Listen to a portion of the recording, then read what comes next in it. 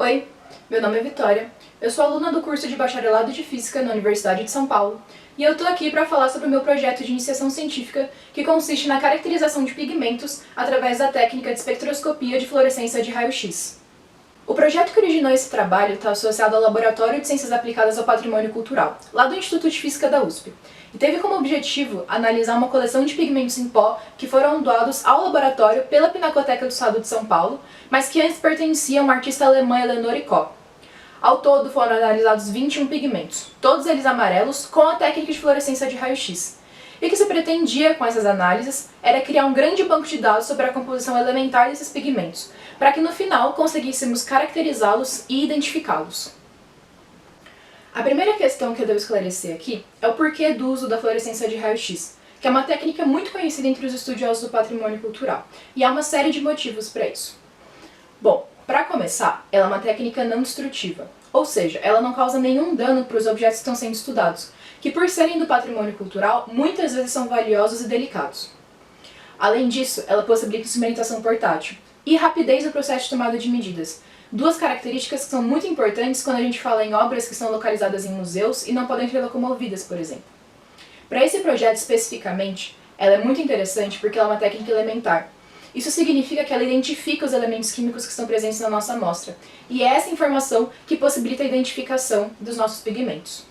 A fluorescência de raio-x é uma técnica que utiliza uma fonte de radiação X de alta energia para induzir transições eletrônicas nas camadas mais internas dos átomos do material que estamos analisando.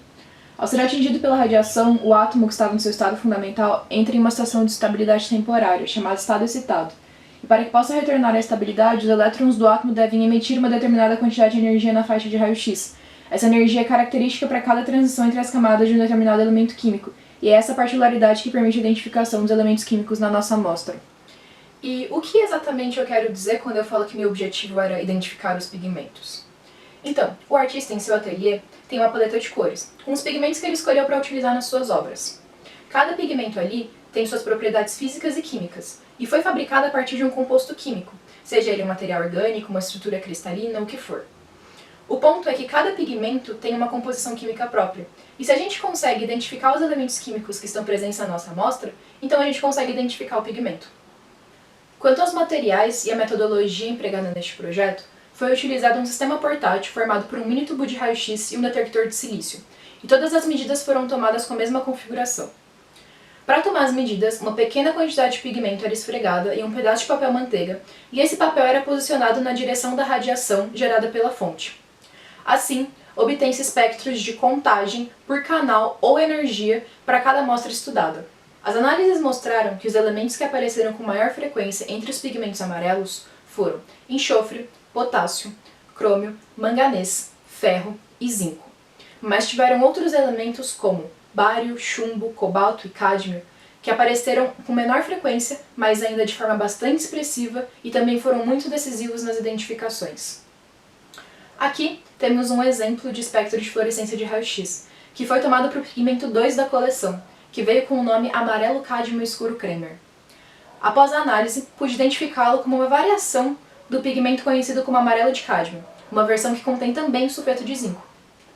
Casos interessantes de analisar são os de amostras que vieram com nomes diferentes na coleção, mas que apresentaram espectros muito similares, como foi o caso desses dois pigmentos aqui.